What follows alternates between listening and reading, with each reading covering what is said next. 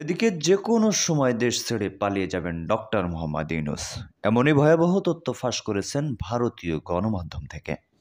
পালাবেন, পালালে কবে পালাবেন, পালাবার সুযোগ পাবেন কিনা, এই বিষয়গুলি নিয়ে 5ই আগস্ট শেখ হাসিনা দেশ ছাড়ার পর দেশের দায়িত্ব নেওয়ার জন্য ইউনূস সাহেবের নাম উঠে আসে 6 তারিখ। দর্শক, দেশ প্রবাস দূরে কিংবা কাছে বসে যারা আমাদের দেখছেন, আশা করি সবাই ভালো আছেন। এই মুহূর্তে পাওয়া খুবই গুরুত্বপূর্ণ একটা সংবাদ আপনারা দেখতে চলেছেন।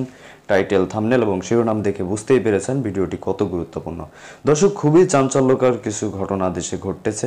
অবশ্যই এই বিষয়ে আপনাদের খেয়াল রাখা উচিত। যেহেতু ভিডিওটি ক্লিক করেছেন সেহেতু আপনাকে ধন্যবাদ জানাই। বিশেষ করে আপনার কাছে আবদার রাখবো, অবশ্যই এই বিষয়ে কমেন্ট করবেন, লাইক করবেন এবং চ্যানেলটি সাবস্ক্রাইব করে যাবেন এবং ভিডিওটি বেশি বেশি শেয়ার করে দিবেন। তো দর্শক, চলুন এই বিষয়ে আমরা বিস্তারিত তথ্যগুলো জেনে নিই। পরবর্তী সরকারের প্রধান উপদেষ্টা মোহাম্মদ ইউনূসের আগামী দিনগুলি কেমন হতে চলেছে, তিনি পদ আঁকড়ে পড়ে থাকবেন নাকি পালাবেন, পালালে কবে পালাবেন, পালাবার সুযোগ পাবেন কিনা, এই বিষয়গুলি নিয়ে 5ই আগস্ট শেখ হাসিনা দেশ ছাড়ার পর দেশের দায়িত্ব নেওয়ার জন্য ইউনূস সাহেবের নাম উঠে আসে 6 তারিখে। প্যারিস থেকে এসে 8 তারিখে তিনি শপথ নেন।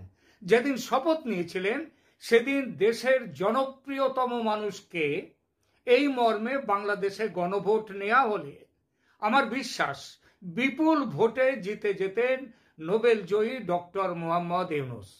আজ 21শে নভেম্বর, ঠিক 3 মাস 13 দিন কেটেছে তারপর আজ দেশের সবচেয়ে বাজে বা ব্যর্থ মানুষকে এই মর্মে ভোট চাওয়া হলে সেই তালিকার ওপরের দিকে থাকবে মোহাম্মদ ইউনূসের নাম।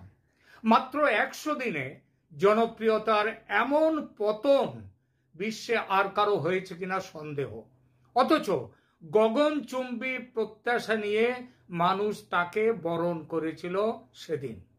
ইউনূস সাহেব যখন নেতৃত্ব নেওয়ার প্রস্তাবে হাঁ বলেছিলেন, তখন আমি একটি প্রতিবেদনে বলেছিলাম সামনের দিন বড় সঙ্গীন হতে পারে, কারণ তিনি বাঘের পিঠে সওয়ার হচ্ছেন। বাঘের পিঠে চড়ার সুযোগ খুব কম লোকের হয়, কিন্তু সেটাকে সৌভাগ্য বলা যাবে না দুর্ভাগ্য বলতে হবে সেটা বিচার করা মুশকিল। এখানে সে বিচার করে ভবিষ্যৎ। কারণ বাঘের পিঠে চড়লে নামা কিন্তু কঠিন। কঠিন শুধু নয়, নামাটা অসম্ভব, কারণ নামলেই চলে যেতে হবে বাঘের পেটে। মনে হচ্ছে ইউনূস সাহেবের ভাগ্যে বাঘের পিঠ থেকে বাঘের পেটে যাওয়ার ভবিতব্য অপেক্ষা করছে। কেন হলো এমন সেটা বলি। আগেই বলেছি, মানুষের প্রত্যাশার একটা বিপুল চাপ ছিল তার উপর। শেখ হাসিনার শাসনে উদ্ভূত কথিত স্বৈরাচারী ব্যবস্থার বদলে এক স্বচ্ছ প্রশাসনের প্রত্যাশা ছিল সবচেয়ে বড়। আইনের শাসন প্রতিষ্ঠিত হবে, দেশ জুড়ে তৈরি হওয়া রাজনৈতিক ও সামাজিক বিশৃঙ্খলার পারদ যেটা বিপজ্জনক মাত্রায় উপরে উঠে গিয়েছিল সেটা স্বাভাবিক হবে। সেই সঙ্গে মানুষ এটাও ভেবেছিল নিত্য নৈমিত্তিক জীবনযাপন আরো সহজ ও সরল হবে। সব মিলিয়ে ঠাকুরমার ঝুলির রূপকথার সেই রূপকথার গল্পের সোনার কাঠির উপর কাঠির ছোঁয়া দিয়ে একটা উজ্জ্বল ভবিষ্যৎ বাংলাদেশের মানুষকে দেবেন ইউনূস সাহেব। এটাই ছিল প্রত্যাশা। কিন্তু প্রত্যাশার প্রাপ্তির মধ্যে ফারাক সবসময় থাকে, এটা জানাই ছিল। কিন্তু মুশকিলটা বাঁধালেন ইউনূস সাহেব স্বয়ং। তিনি এমন পথ বেছে নিলেন চলার জন্য, এমন পরিকল্পনা নিলেন যা তার ভালো করলো না, দেশেরও ভালো করলো না, দেশের মানুষেরও ভালো করলো না, এবং পরিণামে তার নিজের ভালোও কিন্তু করলো না। আর তার ফলে আজ তার নাম দেশের সবচেয়ে ঘৃণার যোগ্য মানুষদের অন্যতম হিসেবে গণ্য হচ্ছে। কোথায় তিনি ফেল করলেন? কি ছিল তার পরিকল্পনা যার জন্য তার হাল এমন খারাপ হয়ে গেল? প্রথমত, তার বিশ্লেষণ করা উচিত ছিল বাংলাদেশের এই অভ্যুত্থান কি ও কেন, এবং এর সফলতা মানে বিদ্রোহ যে সফলতা হয়েছিল তার কারণগুলো।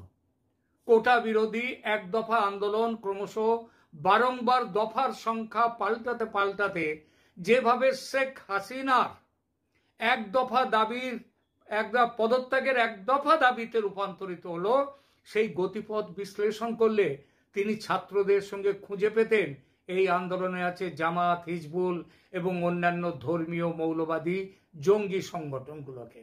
দেখতে পেতেন বিএনপির ভূমিকাকে, দেখতে পেতেন এই আন্দোলন স্বতঃস্ফূর্ত নয়, এই যে মৃত্যু হয়েছে এত, এগুলো স্বতঃস্ফূর্ত পুলিশের গুলির মৃত্যু নয়।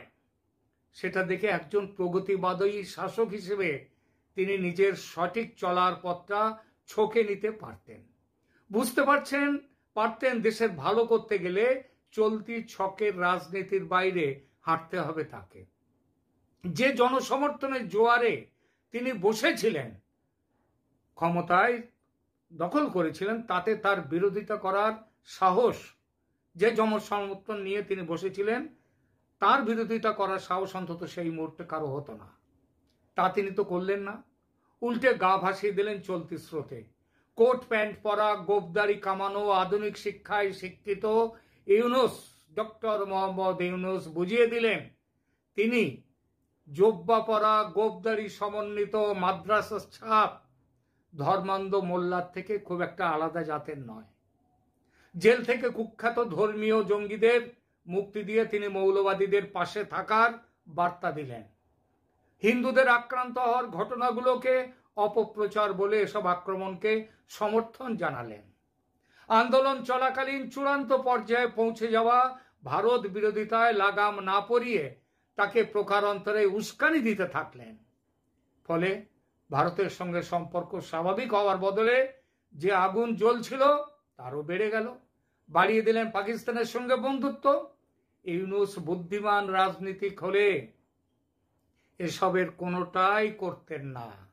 এসবের সঙ্গে আবার যুক্ত হয়েছে তার ক্ষমতা আঁকড়ে পড়ে থাকার তীব্র লোভ। দ্রুত নির্বাচনে গড়রাজি হওয়া, সংস্কারের বাহানা দিয়ে কালক্ষেপ করার কৌশল তার সদিচ্ছা নিয়ে প্রশ্ন তুলে দিল বিপুলভাবে। দেশের দ্বিতীয় বৃহত্তম দল বিএনপি পর্যন্ত তার বিরুদ্ধে চলে গেল। তিনি বুদ্ধিমান হলে আওয়ামী লীগের সাধারণ কর্মীদের পাশে দাঁড়াবার বার্তা দিয়ে শেখ হাসিনাকে জনবিচ্ছিন্ন করে দিতে পারতেন। সে সুযোগ তার ছিল, কিন্তু তিনি সেটা করলেন না। দেখুন, ভারতের পেটের মধ্যে বসে আছে বাংলাদেশ। ভারত বাণিজ্য বন্ধ করেনি, কেবল নানা কারণে বাণিজ্যর পরিমাণ কমেছে। তার জন্য ইউনূস নিজে দায়ী, বাংলাদেশ দায়ী তার জন্য বিরাট ভাবে, এবং তার জন্য বাণিজ্য তাদের কমেছে। টাকা নেই তো বাণিজ্য করবে কি? তাতেই বাংলাদেশের দ্রব্যমূল্য আকাশ ছুঁয়েছে। জনমনে এর দায় পড়েছে সরকারের ওপর, পড়ারই কথা। এর কিছুই হতো না যদি ভারতের সঙ্গে সম্পর্ক ঠিক করার চেষ্টা থাকতো ইউনূসের। বাংলাদেশের বিখ্যাত পোশাক শিল্প ধুঁকছে, একের পর এক কারখানা বন্ধ, মূলধন নেই, কাঁচামালের অভাব, বিদ্যুতের যোগান বন্ধ হয়ে যাচ্ছে, চাঁদাবাজি, আইন শৃঙ্খলার অবস্থা শূন্য। যে দেশ যে গাড্ডায় পড়েছে তা থেকে উঠে আসা মুশকিল। আর শেষ কোপটা পড়লো আমেরিকার দিক থেকে। ট্রাম্পের জয় ইউনূসকে ফেলে দিয়েছে গভীর সংকটে। বাংলায় একটা কথা আছে, মেড়া লড়ে খুঁটির জোরে, মেড়া লড়ে খুঁটির জোরে। অর্থাৎ খুঁটি থাকলে সেইটা দিয়ে মেড়াটা লড়তে থাকে।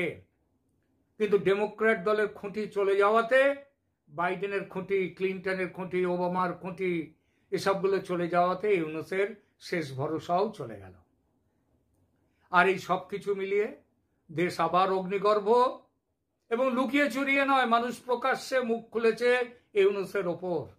একদম নিচের তলার খেটে খাওয়া মানুষ পর্যন্ত কি পরিমাণ রেগে গেছে এই সরকারের ওপর, তার ছোট্ট একটা নমুনা দেখুন। একটা কথা জানবেন, ল্যাং মারেন বারবার, যদি একবার ধরি তাহলে মনে করেন গুগল লাইন হালাই দেবো। আমরা ছাত্র করেন, ছাত্র কি আপনার বাপের চাল কিনা? আপনার বাপের ছাত্র আমাকে সন্তান, আমাদের ভাই বেড়াটা থাকবে না। এই রিক্সার শ্রমিক যদি একবার দেখলে। কিছুদিন আগের অশান্ত বাংলাদেশ কি আবার ফিরে আসছে? বর্তমানে বাংলাদেশের অন্তর্বর্তী সরকারের প্রধান মুখ ডক্টর মোহাম্মদ ইউনূস, আর তাকেই এবার সমূলে বিনাশ করার হুঁশিয়ারি দিলেন বাংলাদেশের শ্রমিক ইউনিয়নের সদস্যরা। বুধবার জাতীয় প্রেস ক্লাবের সামনে রিক্সা, ভ্যান, ইজি বাইক। তো দর্শক, দেখলেন খুব গুরুত্বপূর্ণ প্রতিবেদন। এতক্ষণ আমাদের সাথে থাকার জন্য সবাইকে ধন্যবাদ জানাচ্ছি। দর্শক, যেই প্রতিবেদনগুলো দেখলেন এগুলোর সাথে আপনি সহমত কিনা, খুবই গুরুত্বপূর্ণ বক্তব্য এবং ভিডিওগুলো দেখছিলেন। অবশ্যই এই বিষয়ে আপনাদের মতামতটা চাই। আর হ্যাঁ, আমাদের এই চ্যানেলটি সম্পূর্ণ নতুন, অবশ্যই আমাদের এই চ্যানেলটি সাবস্ক্রাইব করে রাখবেন এবং বেল আইকনটা অবশ্যই বাজিয়ে রাখবেন, আর সংবাদটি শেয়ার করে দেবেন। তো ভালো থাকুন, সুস্থ থাকুন, আসসালামু আলাইকুম।